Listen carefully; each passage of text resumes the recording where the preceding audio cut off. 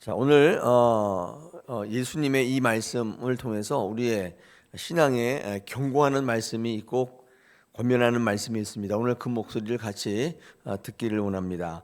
본문을 조금 설명해 드리면 당시 헤롯은 예수님이 자신의 정치적 영역에서 또 다른 세력을 형성하는 것에 대해서 굉장히 많이 불안해 있었고, 또 그 예수님의 세력을 이렇게 와해시키려고 했던 것 같습니다. 제가 이제 역사적 배경서를 좀 읽어보니까 그 당시 헤롯이 예수님에게 굉장히 많은 열등감 내지는 불안을 갖고 있었습니다. 그래서 어떤 사람, 그러니까 어떤 바리새인인데, 이 바리새인은 헤롯 편인지 예수님 편인지 확실히 알 수는 없어요.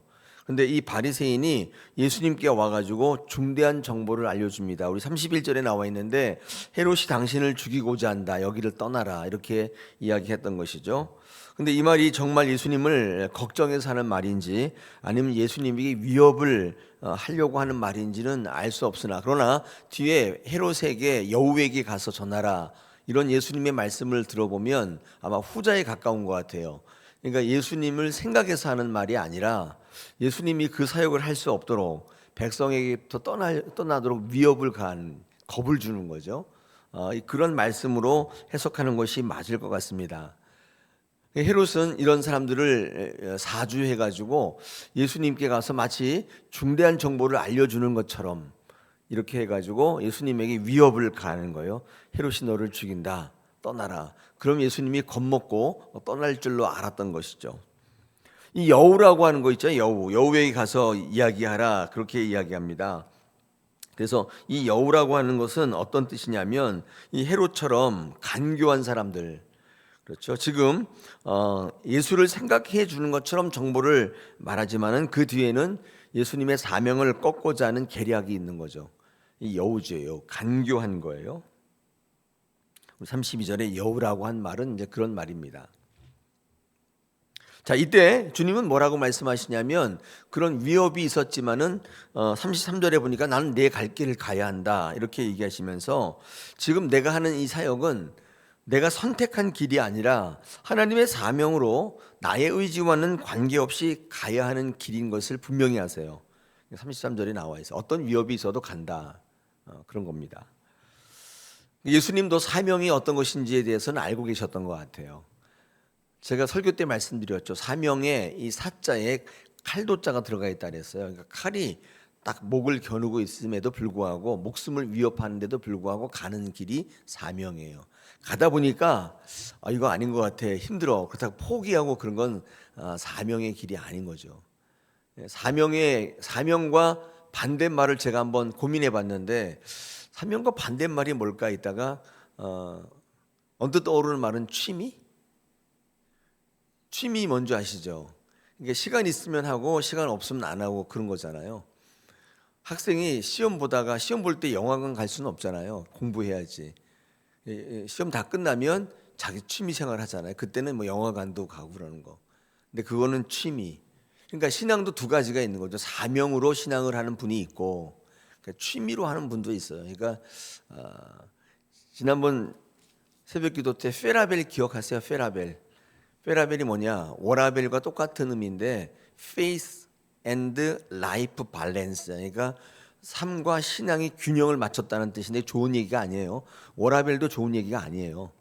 워라벨이라는 것은 work and life balance인데, 그러니까 일과 삶이 균형을 맞췄다는 뜻인데, 그런 게 아니라 삶이 위협받으면 일 안 한다는 거예요. 그러니까 무슨 말이냐면, 일을 너무 열심히 해서 삶의 균형을 깨지 않겠다는 뜻이에요. 그게 워라벨이거든요. 요즘에 청년들이 워라벨을 중요시 여긴다, 그 말이 무슨 말이냐면, 일만 해가지고 삶에 즐기는 것들을 포기하지 않겠다, 그런 뜻이에요. 아무리 돈을 많이 줘도 내 삶을 즐길 수 없다면 일 안 하겠다는 거예요. 돈 안 받겠다는 거예요. 그게 워라벨이잖아요. 그러면 페라벨은 뭐냐? 신앙 너무 열심히 하지 않겠다는 뜻이에요. 내 삶이 위축되거나 삶을 누리지 못하는 데까지 내가 신앙을 하지 않겠다. 이게 페라벨이에요. 요즘에 우리 목사들 사이에서 기독 신문에서 많이 나와, 이 용어가. 페라벨. 아니, 내 삶을 잘 산다는 전제에서 신앙이지, 그것까지 하면서 내가 신앙을 왜 하냐? 이제 페라벨이죠. 워라벨과 똑같아요. 요즘에 신앙인들이 사명으로 신앙하지 않겠다는 뜻이에요. 취미, 시간 있으면 하고 아니면 안 하겠다, 뭐 그런 뜻이죠. 네. 삶이 우선적인데 신앙이 도움 된다고 하는 거지. 삶이 무너지는데 삶을 즐길 수가 없는데 왜 신앙을 하냐, 이런 거지. 이게 페라벨이거든요. 오늘 이 설명은 사실 예수님의 사명의 길을 걷고자 하는 예수님의 모습, 예수님의 사명의 길을 드러내 보이는 거죠. 너희가 아무리 위협을 한다 하더라도 이 길은 내가 선택한 길이 아니고 내가 가면 가고 안 가면 안 가고 그런 길이 아니라 나의 의지와 관계없이 반드시 가야 하는 길이라는 것을 분명히 말씀하십니다. 오늘 성경 말씀 보니까 우리 33절에 오늘과 내일과 모레, 그렇죠? 오늘과 내일과 모레, 오늘도 그렇지만 앞에 미래도 마찬가지고 나는 내 갈 길을 가야 한다. 그러면서 변함없이 귀신을 내어 쫓고 병을 고치는 사역, 즉 하나님의 나라를 확장하는 사역을 쉼없이 계속해야 한다. 그리고 32절에 보면 그 사명은 부활로서 완성된다. 3일 만에 살아나야 완전해진다. 예수님은 본인의 사명에 대해서 분명히 알고 있었어요. 그러니까 이런 예수님의 모습을 부각하면서 이 복음서를 읽는 이후에 2000년, 3000년, 4000년 모르겠습니다. 언제까지 갈지 그 사람들이 신앙생활에 있어서 그 의미를 부여하고 그 신앙생활이 삶에 예속된 게 아니라 하나님 주신 사명으로 신앙하라고 하는 예수 그리스도의 말씀인 거예요. 페라벨 기억하십시오. 페라벨. 페라벨은 취미인 거예요. 취미.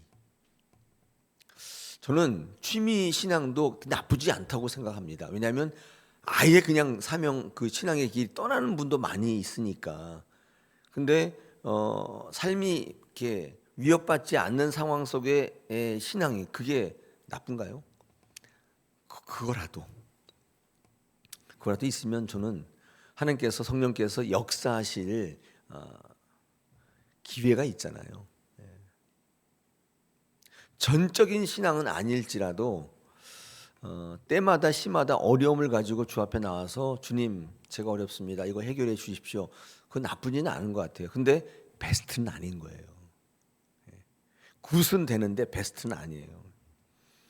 근데 그렇게 신앙이 시작되다가 나중에 삶을 통하여 하나님께 주시는 고난을 통해서 내가 왜 이런 고난을 당해야 되고 이 고난과 하나님과 나와의 상관관계를 성령께서 알게 하실 때 그때 내 은혜로 돌아서게 되는 거예요. 그러니까 이런 과정들이 필요 없다는 게 아니라 이런 과정들이 겪어야 되는데 이것으로 끝나는 것은 정말 아쉽다. 그러니까 내 삶을 해결하기 위한 내 삶을 더 기름지게 하기 위한 수단으로서의 신앙보다도 하나님 주신 사명 감당하고 하나님 나라의 확장에 기여하는 신앙, 이것이 생명이 보장되는. 그리고 제가 성경을 연구해 보니까 그런 삶이 삶에서도 무너지진 않아요. 왜냐하면 하나님 나라 사명을 확장하기 때문에 살아가는 사명으로 신앙하는 분들한테는 반드시 필요한 게 많아요. 돈도 필요하고 건강도 필요하고 다 필요해요. 하나님께서 그것을 주세요. 그러니까 다른 목적으로 물질을 구하거나 건강을 구한 건 아닌데 건강해져요. 돈도 좀 있어져요. 그래서 복의 원천이 돼요. 복이 항상 그 사람에게 머물러요. 그래서 복의 허브가 돼요. 그러다 보니까 건강이 가득 차 있고 재물이 가득 차 있고 인격이 원만하고 관계가 원만하고 인격이 출중하고 그래요. 하나님 사명을 감당하시는 분들의 모습이 그렇다는 거예요. 근데 그들은 자기를 위해서 구한 건 아니지만 하나님 나라 확장을 위해서 구하니까 하나님 모든 것들을 은사로 이렇게 주시는 경우를 저는 굉장히 많이 봤어요. 이런 거잖아요. 물질이 많아서 하나님의 일을 하는 게 아니라 물질을 원래 구할 때부터 하나님의 일을 선언하니까 하나님께서 그에게 물질을 이게 맞는 순서예요. 물질이 많은 사람은 그거 하나님께 드릴 수가 없어요. 다른 목적으로 구해서 얻은 거잖아요. 절대로 못 구하죠. 못 드리죠. 근데 물질을 주시면 내가 하나님의 일을 하겠다고 선언했기 때문에 주신 거예요. 그러니까 드릴 수 있는 거예요. 순서가 그런 것 같아요. 주님은 어떤 위협에도 내가 가야 할 길을 가겠다 이렇게 선언하면서 본인이 사명의 길인 것을 분명히 하셨습니다. 그러면서 선지자가 예루살렘 밖에서는 죽는 법이 없다 이렇게 33절 하반절에 선지자가 예루살렘 밖에서는 죽는 법이 없다는 말을 다른 말로 바꾸면 선지자는 예루살렘에서 죽는다 그 뜻이에요. 죽지 않는다는 뜻이 아니라 예루살렘에서 죽는다는 뜻입니다. 이게 무슨 말이냐면 굉장히 아이러니한 신앙의 현실을 우리에게 말씀해 주고 있어요.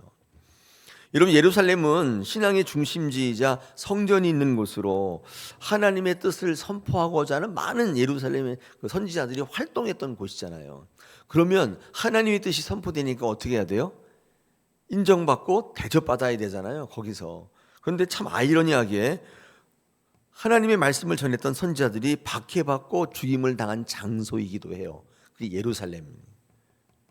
많은 선지자들이 활동하고 거기서 은혜를 누리고 사명을 받고 그런 곳이기도 한데 또 한편으로는 거기서 박해를 받고 죽임을 당한 장소이라는 것입니다. 예수님은 이 말씀을 통해 하나님의 말씀을 증거하는 사명자들, 사역자들이 예루살렘에서 반복적으로 거부당하고 죽임을 당하는 역사를 이제 지적하시면서 나도 여기서 고난받고 죽임을 당하여야 할 것을 이야기하세요. 근데도 가는 거예요. 그거 알고도 가는 거예요. 혹시 죽을까? 그런 게 아니에요. 반드시 죽임을 당한단 말이에요. 예수님의 사명의 길은 어떤 길인가를 분명히 말씀하시죠. 이렇게 하면은 사람들이 날 알아주겠지. 나는 유명해질 거야. 이런 길이 아니에요. 가서 죽는 길이라고요. 때로는 오해받기도 하고, 때로는 공격을 당하기도 하고, 때로는 무시당하기도 하고, 때로는 내 의지와 관계없이 힘들어지기도 하고, 거기가 예루살렘인 거예요.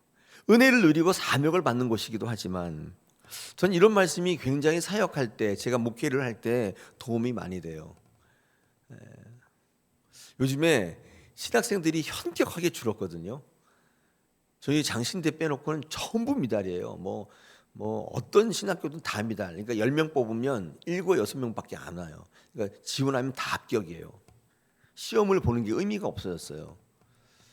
저희 장신대도 이제 곧 아마 미달 될 것 같아요. 아직은 아니에요. 그런데 왜 안 하냐? 이제 이게 없는 거예요. 이제 뭔가 유익이 없어요. 그래서 다 신학생들이 빠져나가요. 다른 거 하는 게 훨씬 나은 거예요, 이제는. 저 때만 해도, 저희 아버지 때만 해도 목회할 만하다고 했어요. 근데 그게 사명을 감당하는데 편하다는 게 아니라 반대급부가 많았다는 뜻이에요. 근데 지금은 이제 안 그렇거든요. 그러니까 많은 청년들이 떠나요. 많은 사람들이 신학하지 않아요. 눈에 현격하게 줄었어요. 한 3분의 1이 나갔어요. 굉장히 많이 줄어든 거죠. 왜 그렇습니까? 그 고난의 길을 알고 가기가 이제 어려운 거예요. 여러분, 영국 가면 영국인 중에 목사가 없어요. 영국 교회 거의 98%가 외국인 목사예요. 그 중에 제가 그 신문에 나온 거 보니까 52.4%가 한국 사람이에요. 한국의 목사들이 영국 가서 담임 목사 다 하고 있는 거예요. 이거 아이러니한 거죠, 아이러니한. 그러므로 주님은 알고 가는 길이라고 우리에게 말씀해요. 가면 죽임을 당한다. 선지자는 예루살렘 밖에는 죽임을 당하는 길이 없다. 밖에서 당하지 않는다. 바로 그 현실 속에서 당한다는 거예요. 사도 바울은 그래서 사도행전 20장 24절에서 내가 달려갈 길과 주 예수께 받은 사명 곧 하나님의 은혜의 복음을 증언하는 일을 마치려 하면은 나의 생명조차 조금 더 귀한 것으로 여기지 않는다. 3차 여행이 끝난 다음에 죽는 거 알면서도 들어가요. 근데 하나님께서 길을 여셔가지고 그토록 가고 싶었던 로마로 가게 하시잖아요. 공짜로 배 타고 호의를 받으면서 가게 하시잖아요. 자, 오늘 이 내용이 이런 내용인데 제가 잠깐 우리의 삶에서 한번 적용해보고 말씀 마치겠습니다. 여러분, 그리고 기도해 주십시오. 이 성도의 사명이라는 거, 여러분, 저는 예루살렘을 교회라고 보면 어떨까요? 여러분, 교회에서 많은 사역자들이 은혜를 누리고 그렇잖아요. 사명을 받고 그렇잖아요. 거기서 헌신하고 봉사하고 교회 생활을 이어가는데, 그런데 여러분, 교회는 한편으로 여러분을 쓰러뜨리게 하는 장소이기도 한 것입니다. 오해하시면 안 돼요. 교회 오면 은혜가 넘치고 사람들이 사랑이 넘치고 그건 여러분 희망사항이에요. 그래서 교회 왔는데 뭐 이렇담? 네, 그럼 이제 쓰러지는 거예요. 사명 이제 그만두는 거예요. 교회는 절대 그렇지 않습니다. 교회는 여러분이 은혜를 받는 장소이기도 하지만 또 한편으로 여러분을 넘어뜨리는 장소일 수밖에 없어요. 그래서 제가 두 가지 해야 된다. 첫째, 인내와 오래 참음. 인내는 교회의 행사로부터, 교회의 예배로부터 오래 참으셔야 돼요. 내 마음에 안 들어요. 안 해요. 왜? 마음에 안 드니까. 그래도 참고 하셔야 돼요. 왜? 몸에 좋은 약은 쓰기 때문에 그래요. 오래 참음. 오래 참음은 사람에 대해서 오래 참음. 헬라어가 다 달라요. 인내와 오래 참음 다르다고요. 다르게 쓰이고 있어요. 오래 참음은 사람에 대해서 오래 참으셔야 돼요.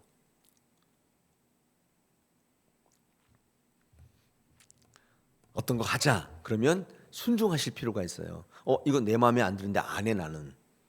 그렇게 하지 마시고 순종이 필요하고, 어떤 사람에 대해서 오래 참으셔야 돼요. 사람이 얼마나 힘들게 하는지 몰라요. 여러분, 그게 교회입니다. 그렇다고 교회를 떠나게 되면 사명을 중간에 포기하게 되고 그 사람에게는 생명의 보장이 없어져요. 우리가 영생을 얻는데 공짜가 아니에요. 어제 말씀드렸잖아요. 교회가 갖고 있는 이중성이 있다. 이거 우리가 알고 가는 거예요. 이제 교회니까 그런 거예요.